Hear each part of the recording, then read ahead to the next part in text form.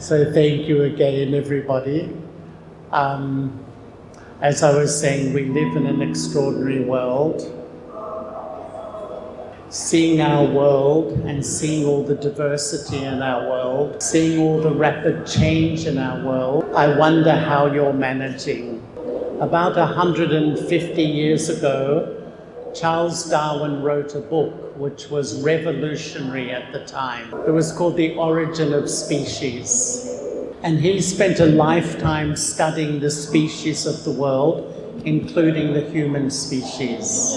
And he coined a phrase from all his study, adapt or die. The essence of his theory was adapt or die.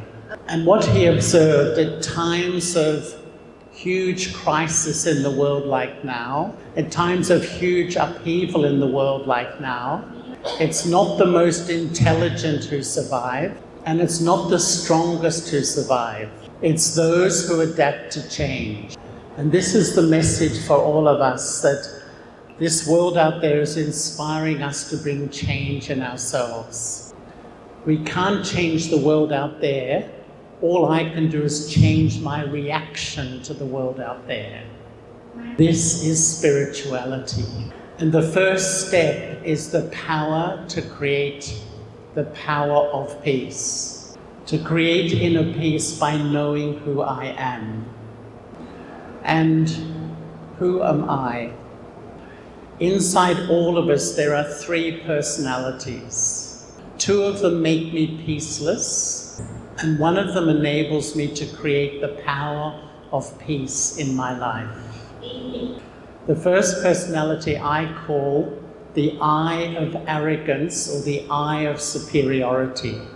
This personality takes its whole sense of identity from all the labels of my body.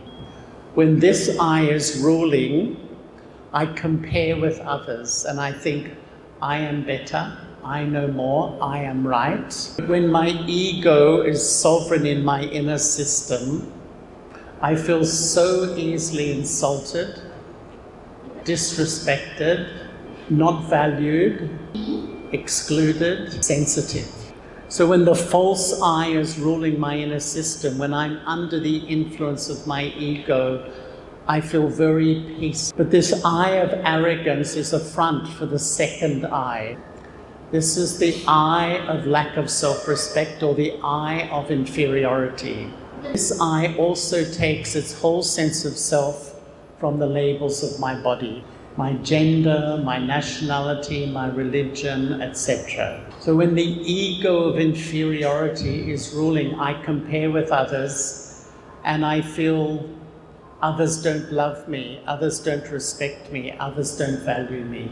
When it comes into my feelings, I feel hopeless about myself. I feel inadequate, unworthy, and I would say depressed. In psychology, depression is a sadness that my dream in life to be loved and valued hasn't happened.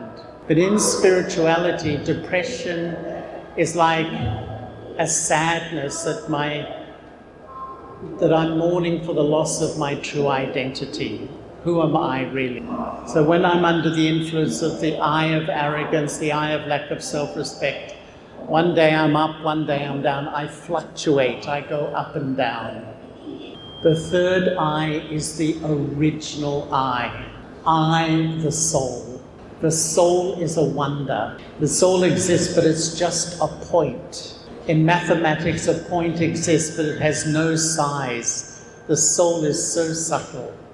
The soul sits in the front of the brain and the center of the forehead. The soul is immortal, eternal, non-physical energy. When I know and experience who I am, I can create the power of peace in my life. What I'd like to do is invite you for a few moments of meditation. And even though we're in a noisy environment, we can learn to meditate in any atmosphere. So if we can just sit quietly and calmly. So if I can just ask us all to sit very calmly and quietly, and I'm just going to offer a few thoughts. Let me sit in a relaxed way and follow the thoughts suggested. One of the great powers in life is to create inner peace. Visualize yourself as a tiny spark of life energy, sitting lightly in the center of the forehead. This is I, the soul, the eternal self. I, the soul, act through my body. But when I realize and experience who I am, the speed of the mind cools down. Just feel your mind cooling, calming. I am a peaceful soul. The more I become soul conscious, the second power is to create the power of love. We search for true love. We invest our heart in our families, our relationships. We give everything to our family and our relationship. But there's a huge human dilemma. No relationship is permanent. Whether it's time, whether it's change, whether it's conflict, whether it's death, the object of my love will go. Spirituality offers us a permanent relationship, the relationship with the divine. There are three sources of love in life: the self, God, and my family and friends. For most of us, the relationship with the self is not so strong. And for many of us, we may have faith in God, we may not have faith in God, but we don't really experience a real quality of love. So my one source of love is my family and friends. And if there's an upheaval in the family, if there's a loss, a death, or a conflict, it's like my whole life goes into chaos. What is spirituality? Spirituality is having a loving relationship with myself as a soul and a loving relationship with the Supreme, the Divine, the Supreme Soul.